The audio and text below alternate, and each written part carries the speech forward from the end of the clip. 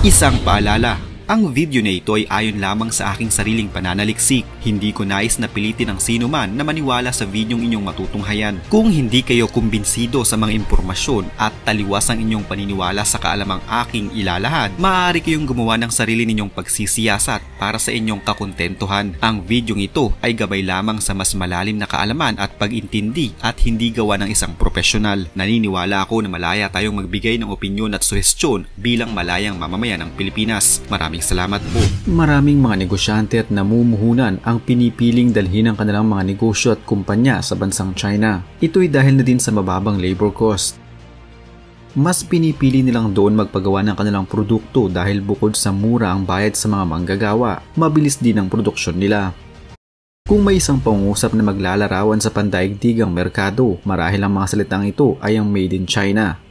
Ang China kasi ay may tuturing na pinakamalaking factory ng buong mundo, mula sa mga laruan, gamit sa bahay, sa katawan at kahit anong makita mo sa panahon ngayon ay maaaring may Made in China na nakatatak dito. Kaya naman kaakibat nito ay ang hindi na mabilang ng mga pagawaan sa China at iba't ibang mga factory ng kung ano-anong mga bagay, mula sa pagkain hanggang sa sasakyan. Siyempre, hindi maiwasan ng mga pagawaan na ito ang mga basurang kailangan nilang itapon o i-dispose. Mga basurang kung hindi tatapon ng maayos ay maaaring maging dahilan ng delubyo, sakuna at trahedya na hindi na lamang bansang China ang maapektuhan kundi ang buong mundo. Kung ang mga solid na basura ay madali lamang gawa ng solusyon upang maitapon ng maayos, paano naman ang basurang sumasama sa hangin na mas malaking panganib ang dala, hindi na lamang sa mga tao kundi mas lalo na kay ng kalikasan. Ito ngayon ang kinakaharap ng China na malaking banta sa kanilang bansa.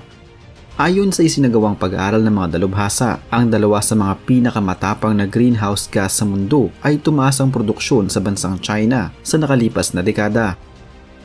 Ang gas na tinatawag na perfluorocarbons ay mahalagang gamit pagdating sa paggawa ng mga flat panel ng mga telebisyon at sa paggawa ng mga semiconductors. Produkto din ito ng pagtunaw ng mga aluminium.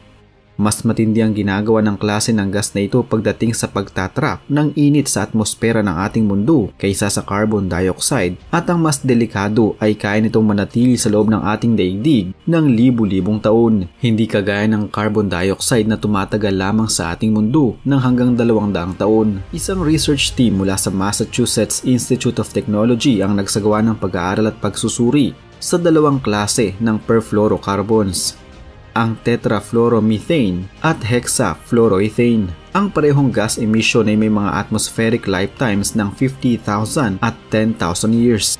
Sa ginawang pag-aanalisa sa atmospheric observation sa 9 na syudad sa China mula taong 2011 hanggang 2021, ang parehong gas ay nadiskubring mas tumaas ang level ng hanggang 78% sa bansang China, at noong taong 2020 ay nasa 64 hanggang 66% of global emissions ng tetrafluoromethane at hexafluoroethane. Gayunpaman, habang ang mga gas na ito ay patuloy ang taas na nakakaalarmang level, ang carbon dioxide ay nananatiling nasa 76% of total greenhouse gas emissions. Ang pagtaas ng emisyon mula sa China ng mga gas na ito ay ang malaking dahilan kaya din naman tumaas ang level nito sa buong mundo. Sa mga tuwid, China ang may pinakamalaking level ng tetrafluoromethane at hexafluoroethane na naipoproduce at nakakadagdag sa atmosphere globally.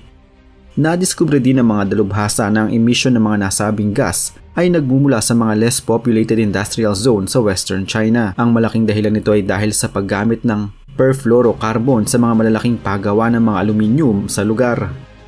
Ang China kasi ay ang largest exporter at importer ng aluminium sa buong mundo.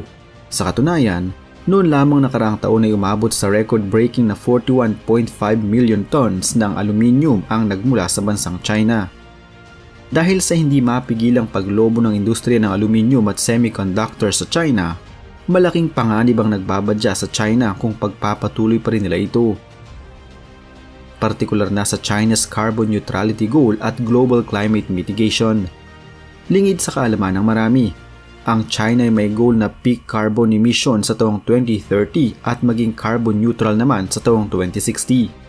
Ayon sa mga dalubhasa, ang technological innovation at incorporation of the aluminum industry sa carbon market o sa National Carbon Trading Scheme ay magbibigay daan sa mga emitters na ibenta ang kanilang emission credit, at dahil dito ay malaki ang posibilidad na bumaba ang produksyon ng mga naturang gas sa China. Noong nakaraang Martes, ang National Carbon Emission Trading Market ng China ay nagdiwang ng kanilang ikatlong anibersaryo, isang milestone para sa bansa na nangangarap labanan ng lumalalang climate change. Ayon pa sa Ministry of Ecology and Environment ng China, ang naturang trading market ay humawak ng nasa 460 million tons of carbon emissions quotas na may value sa kanilang pera na 27 billion yuan o 3.7 billion US dollars, ulat mula sa China Media Group. Ang nasabing trading market din ay may malaking tungkulin pagdating sa green transformation of electricity enterprises. Pinataas nila ang presyo ng carbon dioxide emissions per ton. Kung dati ay nasa 40 yuan per tons lamang, ngayon ay umabot na sa 90 yuan per ton. Ang pagtaas ng presyo ng carbon dioxide emissions per ton ay nagbigay ng malaking insentibo sa mga thermal power generating enterprises upang mas mapaganda pa nila ang kanilang energy conservation at emissions control. Ang National Carbon Emissions Trading Market ay inilaunch noong pang July 16, 2021. Nasa approximately 5.1 billion tons of carbon dioxide emissions kada taon at 40% of the total emissions nationwide ang kanilang nakover. Ang mga bilang na ito ay tinuturing na mga world's largest carbon market kung pag-uusapan ng greenhouse gas emission trading. Ang pagkakatatag ng national carbon market na ito ay malaking tulong para sa goal ng China peak carbon dioxide emissions by 2030 at ma-achieve ang carbon neutrality by 2060. Subalit dahil sa patuloy pa rin ang pagdami ng mga kung ano-anong pagawaan sa China, dapat ay balansehin nila ang kanilang mga hakbang. Hindi nila matatamo ang kanilang pangarap na labanan ng climate change kung ang mismong bansa nila ang may pinakamalaking kontribusyon sa paglala ng climate change sa buong mundo. Hindi din mapigilan ng China ang mas dumarami pang mga factory sa kanilang bansa na ang mga basura nito ay sumasama sa ating hangin at nakakasira sa ating ozone layer. Sa katunayan, malaking dahilan ng paglala ng climate change ay dahil sa bansang China. Ang bansang ito ay world's largest emitter ng carbon dioxide dahil na din sa kanilang mga energy infrastructure na nakafocus sa coal. Habang ang mga napakarami naman nilang mga pagawaan ay malaki din ang kontribusyon pagdating naman sa carbon emission. Sa ngayon, China ang world's largest polluter, kaya naman hindi na din nakapagtataka na noong taong 2023, umabot sa nagliliyab na init ang naranasan ng mga taga-China na ayon sa ilang mga eksperto ay record-breaking umano na temperatura. Responsable ang China ng 13% ng cumulative carbon dioxide emissions na sinuri mula noong 1751 hanggang 2017. Halos nasa kalahati lamang nito ang cumulative carbon dioxide emissions ng bansang Estados Unidos. Sabi nga ng marami, anumang sobra-sobra ay hindi na maganda. Maaring malaki ang pakinabang ngayon ng China sa kanilang mga ipinapatayong pagawaan at pasilidad upang makagawa ng mga produkto na ibinebenta sa ibang mga bansa. Subalit ibang usapan na kapag sinang kalikasan ang naningil. Siguradong uubusin nito ang kahit anong meron ng China mula sa ultimong alikabok ng bansa.